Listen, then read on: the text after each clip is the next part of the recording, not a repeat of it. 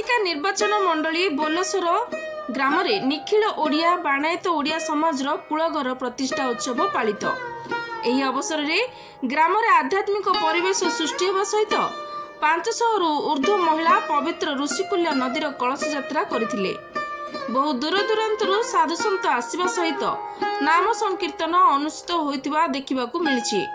प्रसाद seven निमंते श्रद्धालु मानक मध्यरे भीड़ परिलक्षित होइछि। ग्राम रे बाणायत ओडिया कुलर एकता और भाईचारा देखिबाकू मिलिथिला। घंट मृदंगर ताल ताले श्रद्धालु माने नाच गीत करुथुबा देखिबाकू मिलिछि।